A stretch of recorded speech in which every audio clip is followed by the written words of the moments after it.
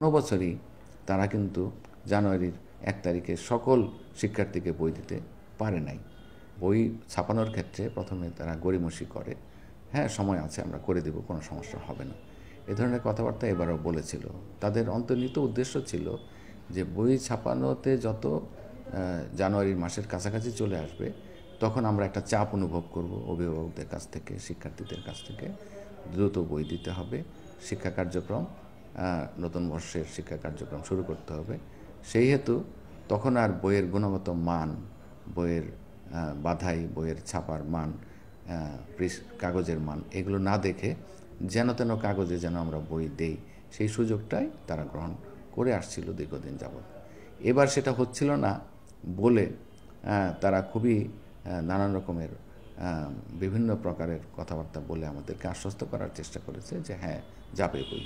কিন্তু আমরা শেষ পর্যন্ত তাদের কথায় আমরা মাথা নত করিনি, যে কারণে তারা এই জিনিসটাকে ভিন্ন খাতে নেওয়ার জন্য একটা সংকট তৈরি করে অভিভাবকদেরকে রাস্তায় নামানোর জোরালো একটা পরিস্থিতি সৃষ্টি করার চেষ্টা করেছিল। এটা ধরা পড়ে গেছে যখন তারা ডিসেম্বর মাসের 10-15 তারিখের দিকে তারা আমাদের শিক্ষা উপদেষ্টা বরাবর এই মুদ্রণ শিল্প সমিতির প্যাডে তাদের সিনিয়র ভাইস প্রেসিডেন্ট একটা চিঠি লেখেন। চিঠিতে উনি উল্লেখ করেন যে প্রতি বিষয়ের 3টি বই, বাংলা, ইংরেজি, গণিত, এইটি দিতেই তাদের জানুয়ারির 31 তারিখ লাগবে এবং সকল বই দিতে মার্চের 25 তারিখ পর্যন্ত যাবে। তো এই পরিস্থিতিটা দ্রুত আমরা অ্যাড্রেস করি এবং তারা এই ঘটনার জন্য তারা দুঃখ প্রকাশ করে এবং ক্ষমা চায় এবং তারা সাংবাদিক সম্মেলন করে এ বিষয়ে আমাদের জাতিকে অবহিত করে যে এটা তাদের ভুল হয়েছে, এ ধরনের বিবৃতি তাদের সকলের মতামত নয়, এটা বিচ্ছিন্নভাবে এক দুজনের মতামত। এই বিভ্রান্তির মধ্যে দিয়ে আমরা বুঝতে পারি যে তারা আসলে একটা ষড়যন্ত্রে লিপ্ত ছিল। এই ঘটনা আমাদেরকে আরও সতর্ক হতে উদ্বুদ্ধ করে, যে কারণে মন্ত্রণালয়ের কর্মকর্তাবৃন্দ এবং এনসিটিভির সকল কর্মকর্তাবৃন্দ আমরা একযোগে এবং বিভিন্ন সংস্থার কর্মকর্তা, গোয়েন্দা সংস্থার সম্মিলিত প্রচেষ্টায় আমরা জানুয়ারির 1 তারিখে উল্লেখযোগ্য সংখ্যক বই দেওয়ার উদ্যোগ গ্রহণ করি। তো সেই হেতু জানুয়ারিতে আমরা একদিকে যেমন অনলাইনের বই আমরা নিশ্চিত করি, অন্যদিকে উল্লেখযোগ্য সংখ্যক বইয়ের মধ্যে আমরা অন্তত 3টি বই প্রতি শ্রেণীর মাধ্যমিকের দেওয়ার জন্য আমরা সফল হই এবং অন্যদিকে 10ম শ্রেণীর 1 কোটি বইও আমরা, যেটা বললাম যে 3 তারিখে পৌঁছে গেছে, সেটারও আমরা চেষ্টা গ্রহণ করি। তো এই হচ্ছে আমাদের সার্বিক পরিস্থিতির বিবেচনায়। তো অন্যদিকে তারা এই কার্যক্রম তাদের থেমে নেই প্রিন্টারদের, যাতে আমরা এই ধরনের বেকায়দায় পড়ি। যেমন তারা পরবর্তীতে বলার চেষ্টা করলো আর্ট কার্ডের সংকট, মানে যেটা কভার পৃষ্ঠা, সেটারও আমরা আমাদের উপদেষ্টা মহোদয়ের আহ্বানে সাড়া দিয়ে সমন্বয়কবৃন্দের কয়েকজন এসে আমাদেরকে এটা আমাদের গোয়েন্দা সংস্থার সহায়তা নিয়ে তারা কিন্তু বেশ কিছু আর্ট কার্ড জব্দ করেছে, যেগুলো কালোবাজারিতে গোপনে স্টক গোডাউন করে রাখা হয়েছিল।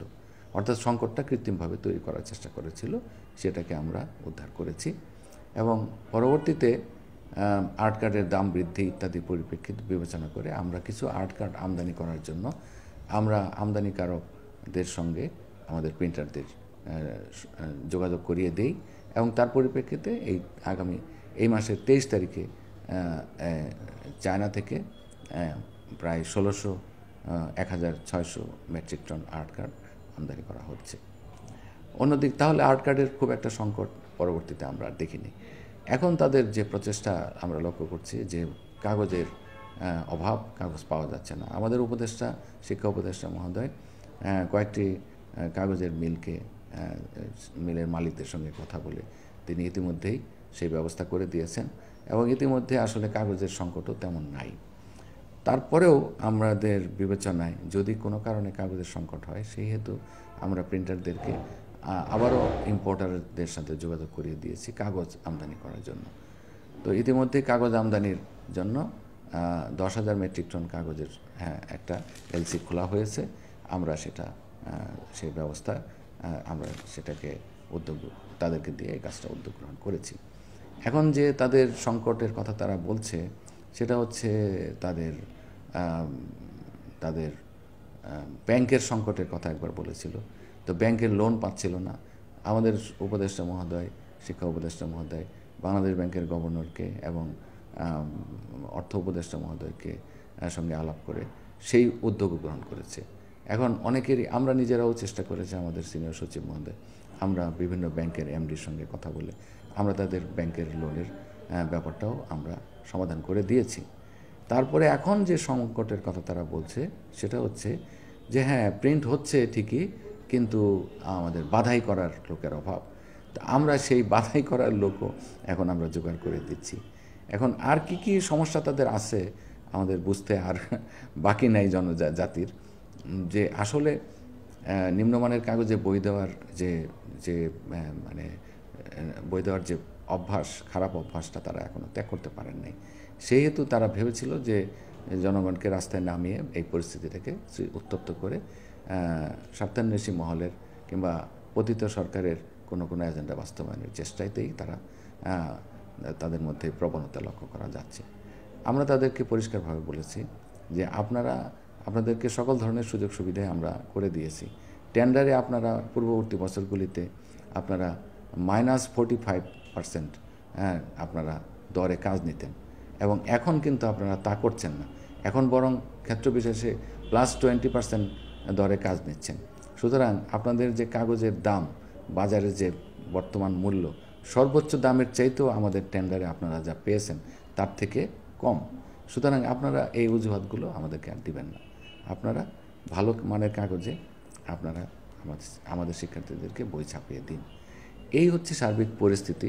তবে আমরা আশাবাদী, আমরা যে সমস্ত উদ্যোগ ইতিমধ্যেই গ্রহণ করেছি, আমরা প্রতিটা প্রেসে আমাদের 2 জন করে আমাদের এনসিটিভির কর্মকর্তাদেরকে দিয়েছি। মেশিন টু মেশিন আমরা মনিটরিং করছি, এবং আপনি শুনলে অবাক হবেন যে তাদের সম্মিলিত সক্ষমতা প্রতিদিন 1,42,00,000।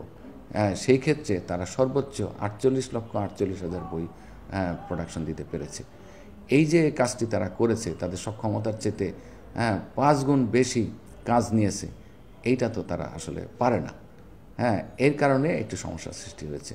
সুতরাং তারা যত ধরনের কথাই বলুক না কেন, প্রকৃতপক্ষে তাদের মেশিনের সক্ষমতা নাই, তাদের প্রোডাকশন ক্যাপাসিটি, ম্যানেজমেন্টের ক্যাপাসিটি ওরকম নাই। সুতরাং এই যে বিষয়গুলো পূর্ববর্তী সরকার যেভাবে তাদেরকে সুযোগ সুবিধা দিয়েছে এবং এইভাবে নৈরাজ্য সৃষ্টি করেছে পাঠ্যপুস্তকের ক্ষেত্রে, এবং শেষ পর্যন্ত নিম্নমানের কাগজ দিয়েই সারা দেশে জানুয়ারির শিক্ষাবর্ষ শুরু করেছে, এবং কিছু ভালো বই দিয়ে উৎসব করেছে। এটা তো এক ধরনের জাতির সাথে এক ধরনের মশকরা, প্রতারণা ছাড়া আর কিছু নয়। এবং উৎসবের নামে অনেক অপচয় হয়েছে, সেগুলো আমরা জানি। তারপরেও কোনো বছরই তারা কিন্তু জানুয়ারির 1 তারিখে সকল শিক্ষার্থীকে বই দিতে পারে নাই। এবং এই বইগুলি তারা সবচেয়ে আগে যে বছর বই দিয়েছে সেটা হলো 24শে ফেব্রুয়ারি, আর অন্য সকল বছরই মার্চের আগে কোনো বছরই বই দিতে পারে নাই। কাজেই দেখা যাচ্ছে যে উৎসবের নামে এবং প্রকৃতপক্ষে নিম্নমানের কাগজে বই দেওয়ার একটা মহোৎসবই আসলে চর্চা করেছে তারা।